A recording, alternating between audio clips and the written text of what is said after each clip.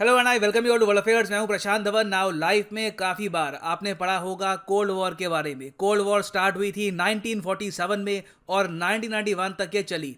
Eventually जब USSR टूट के बिखर गया तब कोल्ड वॉर का अंत मानती है दुनिया। वैसे आप अगर कोल्ड वॉर के ज़माने को देखो तो आप इसको एनालाइज कर सकते हो वेरियस तरीके से।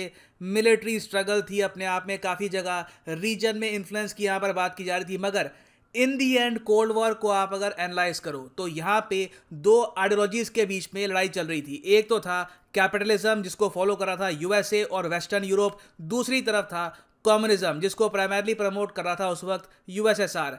जब 1991 में यूएसएसआर टूट के बिखर गया तब उस वक्त दुनिया ने काफ़ी हद तक ये भी एक्सेप्ट कर लिया कि कम्युनिज्म को ओवरऑल अगर आप अप्लाई कर दो कंट्री में तो उससे ज़्यादा तरक्की हो नहीं सकती। मगर आप यहाँ पे आर्ग्यू कर सकते हैं कि चाइना का एग्जाम्पल हमारे सामने अभी भी तो है। चाइना खुद को कहता है कि वो एक कम्युनिस्ट कंट्री है और इन टर्म्स ऑफ पीपीपी वो दुनिया की सबसे बड़ी जीडीपी है। तो क्या चाइना के राइज से हम कह सकते हैं कि इवेंचुअली कम्युनिज्म कोल्ड वॉर जीत गया? तो इसका सही उत्तर है नहीं, क्योंकि चाइना कम्युनिस्ट सिर्फ नाम से है।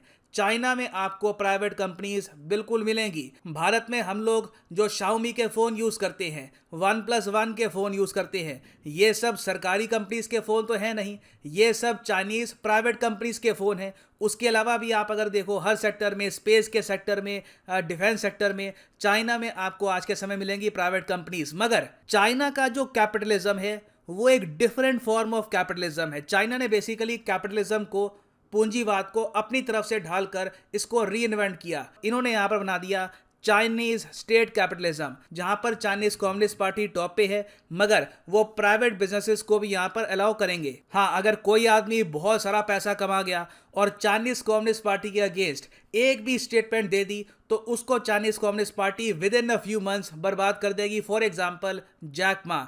ये है चाइना का स्टेट कैपिटलिज्म। और जो ये शब्द है ना स्टेट कैपिटलिज्म, आज के समय दुनिया भर में बुक्स में, रिपोर्ट्स में यूज़ किए जा रहे हैं। चाइना बिल्कुल अपने आप को चाहे कहता हो कि ये कम्युनिस्ट देश है, मगर जिस तरीके से ये ऑपरेट करते हैं ये है state capitalism with one party system. और जो ये चाइना का तरीका है गवर्न करने का कि देश में होनी चाहिए सिंगल पार्टी के अंदर डेमोक्रेसी हो, ये एक बहुत बड़ा चैलेंज है ना सिर्फ यूएस के लिए, इवन मैं कहूँगा ऑस्ट्रेलिया, जापान, यूके, इंडिया के लिए, जहाँ पर भी एक प्रॉपर लिबरल डेमोक्रेसी है, उस देश के लिए एक बहुत ही बड़ा चैलेंज है चाइना का one party system with state capitalism. और अब चाइना ने ये सिस्टम प्रमोट भी करना स्टार्ट कर दिया है। हाल ही में चाइना की जो विदेश मंत्री की स्पोक्समैन है, इन्होंने ये स्टेटमेंट दी कि अफगानिस्तान में यूएसए ने खूब कोशिश करी कि डेमोक्रेसी आ जाए, बहुत कोशिश करी, 20 साल तक वहां पर रहे, इलेक्शंस भी वहां पर करवाए। एक इलेक्शन आपको याद होगा जहां पर हामिद करजाई हार गए थे, अशरफ गनी जीत गए थे, एक प्रॉपर ट्रांजिशन ऑफ पावर भी करवाया। मगर इवेंचुअली आज के समय क्या हुआ है, वो सारी डेमोक्रेसी जो यूएस प्रमोट कर रहा था अफगानिस्तान में, सब की सब फेल कर गई। आज के समय अफगानिस्तान में डेमोक्रेसी नहीं बची। अफगानिस्तान में भी आप अगर देखो तो चाइना की तरह वन पार्टी सिस्टम होगा, वो वन पार्टी है तालिबान।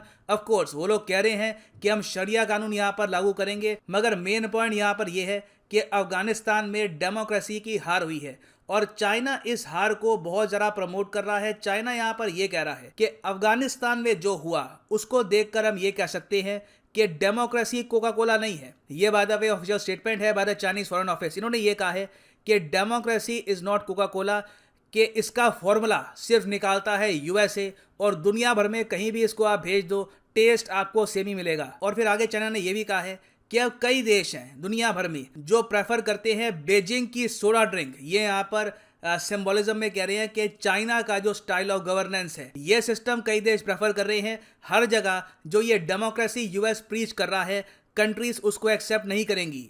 अब इसके आगे उन्होंने यहाँ पर यह भी बोला कि कल को डेमोक्रेसी है क्या ये डिसाइड कौन करेगा, ये डिफाइन कौन करेगा, इसकी जिम्मेदारी हम सीधा वेस्टर्न कंट्रीज या यूएस को तो दे नहीं सकते कि सिर्फ आप ही डिसाइड करोगे कि एक देश में डेमोक्रेसी है या फिर डेमोक्रेसी नहीं है। फॉर एग्जांपल चाइना कहता है कि इनके देश में डेमोक्रेसी है। अब आप कहोगे चाइना में कैसी डेमोक्रेसी, वहाँ पर तो सिंगल पार्टी है।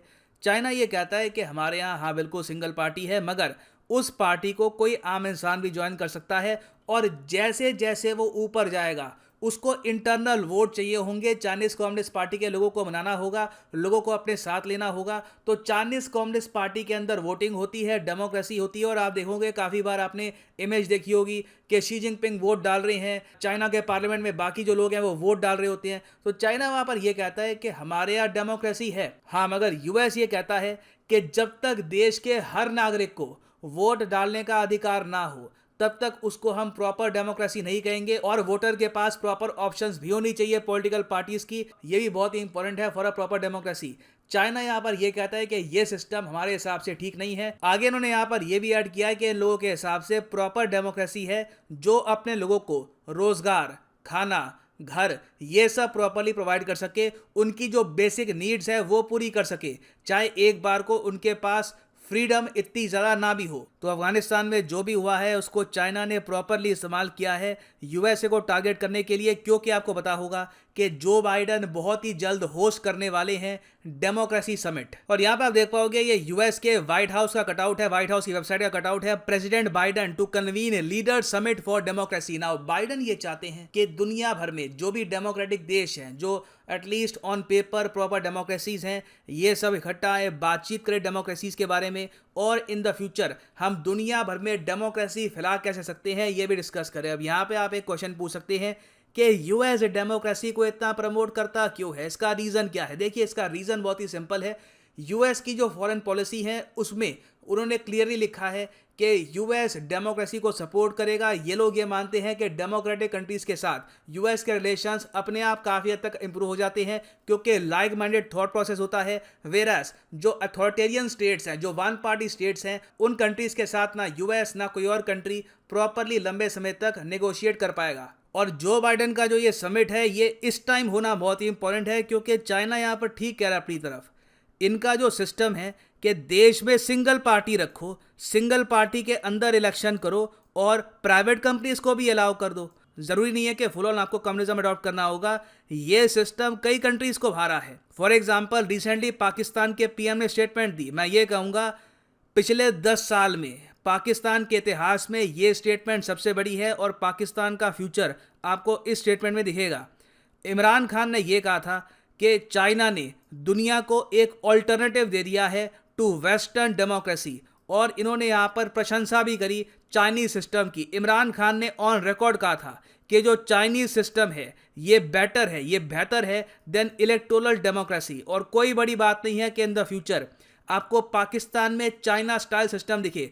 कम्युनिज्म अडॉप्ट नहीं करेंगे ये लोग, झंडा चेंज नहीं करेंगे, मगर पॉसिबिलिटी है कि जो मल्टी पार्टी सिस्टम है ये सब ये लोग ख़त्म कर दे। ये लोग बनाए एक सिंगल पार्टी के अंडर हो प्रॉपर इलेक्शंस, और इस तरीके से पाकिस्तान खुद को गवर्न करे।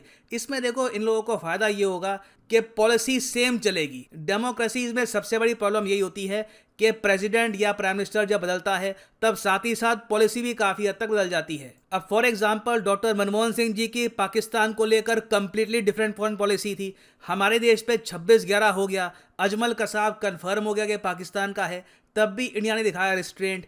नरेंद्र मोदी जी की पॉलिसी बिल्कुल डिफरेंट है। यहाँ पर पुलवामा हमले के बाद इन्होंने बालाकोट कर दिया, और ये तो सिर्फ एक एग्जाम्पल है। उसके अलावा आप रेट्रोस्पेक्टिव टैक्स देख लो, वेरियस चीज़ें देख लो। डेमोक्रेसी में पॉलिसीज चेंज होती रहती है, सिंगल पार्टी सिस्टम में पॉलिसी सिमिलर रहती है। उससे चाइना ये मानता है कि कंट्री ज़रा बेहतर तरीके से आगे बढ़ पाएगा और जल्दी ग्रो कर पाएगा। तो इन द फ्यूचर बिल्कुल आप देखोगे कि कई देश है वो धीरे धीरे चाइना का जो मॉडल है ये अडॉप्ट करना स्टार्ट कर देंगे।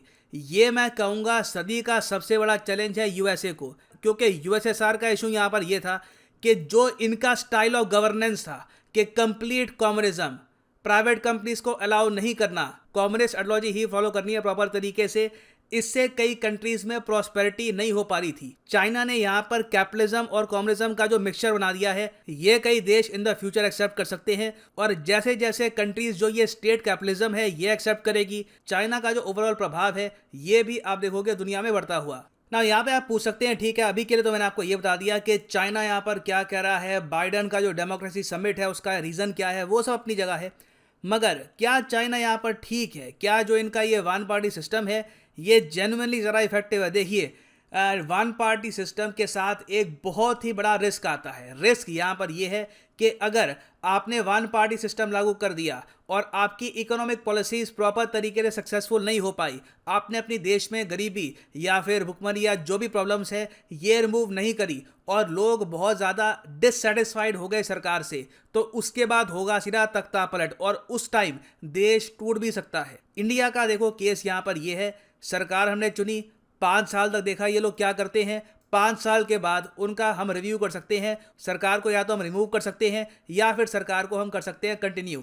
ये फ्रीडम है हम लोगों के पास। हमारे देश में रेवोल्यूशन का कोई खतरा नहीं है। हमारा इलेक्शन ही अपने आप में आप कह सकते हैं एक छोटा सा नॉन वायलेंट रेवोल्यूशन होता है। चुपचाप हम सब कुछ चेंज कर लेते हैं बहुत ही सिविलाइज तरीके से। मगर मान लीजिए कल को पाकिस्तान में ये लोग लाते हैं वन पार्टी सिस्टम और वन पार्टी सिस्टम के अंडर भी पाकिस्तान में लगातार जो इलेक्ट्रिसिटी है ये जारी है, भुखमरी यहाँ पर कम नहीं हुई, गरीबी यहाँ पर कम नहीं हुई, तो उसके बाद लोग क्या करेंगे? लोग तो फ्रस्ट्रेट हो जाएंगे। 10 साल हो गए, 15 साल हो गए, एक ही पार्टी है देश पे राज कर रही है, हम लोग वोट भी नहीं कर सकते, वोट की पावर भी इनके मेंबर के पास ही होती है। फिर शुरू हो जाएगी रेजिस्टेंस। देश के अंदर खड़े हो जाएंगे ग्रुप्स जो सरकार को गिरने की कोशिश करेंगे और इवेंचुअली जब वन पार्टी सिस्टम वाली कंट्रीज गिरती हैं तो गिर के बिखर जाती हैं। तो ये अपने आप में मैं कहूँगा एक दो धारी तलवार है। इसके फायदे भी हैं, डिसएडवांटेजेस भी इसके बहुत सारे हैं। और फिर देखो कई देश हैं जहाँ पे आप वन पार्टी सिस्टम लागू ही नहीं कर सकते। फॉर एग्जाम्पल इंडिया, हमारे पीएम ने 2014 में एक बहुत ही इंपॉर्टेंट स्टेटमेंट कही थी। इन्होंने ये कहा था डेमोक्रेसी हमारी लेगेसी है, हमारे डीएनए में है डेमोक्रेसी। इंडियन कल्चर आप अगर देखो तो कभी भी हमने एक सिंगल थॉट को ओवरऑल एक्सेप्ट नहीं किया। हमारे यहाँ हमेशा डिबेट, आपस में वार्तालाप, कॉन्ट्रडिक्शन ये हमेशा चलती आई है। और डेमोक्रेसी आप अगर देखो तो उसी की एक्सटेंशन है। इसलिए हम आज के समय देख रहे हैं कि ब्रिटेन ने बिल्कुल साउथ एशिया में इवेंचुअली डेमोक्रेसी तो छोड़ दी, मगर बहुत कम देश हैं जो डेमोक्रेसी सस्टेन कर पाए। पाकिस्तान में कई बार तख्ता पलट हुए, कई बार जो इनके आर्मी जनरल्स हैं इन्होंने डेमोक्रेसी खत्म कर दी। बांग्लादेश में भी सेम केस हुआ बहुत बार। म्यांमार में क्या हो रहा है आप सबको पता है। इस रीजन में अकेला इंडिया ही कहूँगा एक मेजर कंट्री है जहाँ पर प्रॉपर तरीके से डेमोक्रेसी चली है और कोई भी प्रॉब्लम सिवाय एक इमरजेंसी के जो पीएम नहीं लगाई थी, उसके अलावा आप अगर देखो तो कोई भी प्रॉब्लम आज तक हमारी डेमोक्रेसी में नहीं आई। ये एक बहुत बड़ी अचीवमेंट है। और चाइना का जो सिस्टम है एटलीस्ट मैं तो कहूँगा हमारे प्यारे भारत में तो कभी भी चलेगा नहीं। हम हमेशा एक प्लूरलिस्टिक डेमोक्रेसी ही रहेंगे। नाउ फाइनली मैं आपसे एक क्वेश्चन पूछना चाहूँगा कि चाइना का जो ये चैलेंज है कि one party system, state capitalism, ये जिस तरीके से कंट्रीज को भारा है, इसको तोड़ने के लिए, इसको काउंटर करने के लिए जो दुनिया भर की डेमोक्रेसीज हैं ये क्या कर सकती हैं? लिखिएगा इसके बारे में कमेंट सेक्शन में। I am sure all of us would like to read your comment. और फाइनली यहाँ पे मैं ये भी ऐड कर दूं कि अनअकैडमी का कॉम्बो ऑफर अवेलेबल है फॉर यूपीएससी एग्जामिनेशन। सिंपली यहाँ पे जाओ, कमेंट सेक्शन में आपको मिलेंगे 2 लिंक। जो सेकंड लिंक है ये बहुत ही स्पेशल है। ये है अनअकैडमी कॉम्बो आइकॉनिक पैक का। आइकॉनिक पैक में स्पेशल ये है कि आपको मिलेगा एक पर्सनल कोच जो इंश्योर करेगा कि कोर्स लेने के बाद आप ढीले ना पड़ जाओ, आप प्रॉपर तरीके से इस पूरे कोर्स को फॉलो करो। तो सिंपली यहाँ पे आपको क्लिक करना है पिक ए प्लान पर और यहाँ पे आप जो ये आइकॉनिक पैकेज है ये परचेज कर सकते हैं। इसके अंदर आप यूपीएससी प्रीलिम्स, मेंस, ऑप्शनल तीनों की तैयारी कर पाएंगे। आपको 10,000 rupees worth UPSC test series भी फ्री मिलेगी यहाँ पर। और जो आपका कोर्स है इसमें आपको एक्स्ट्रा 3 मंथ्स भी मिलेंगे। मगर जो प्राइस यहाँ पर लिखा है ये कभी भी पे मत कर देना। यूज़ करो यहाँ पे promo code PD10 and the prices will fall even more. Prices और ज़रा कम हो जाएंगे। So use the code PD10 and save your hard earn money. So इसी नोट के साथ ये है यहाँ पर वीडियो का अंत। Thank you for listening and as always God bless you all.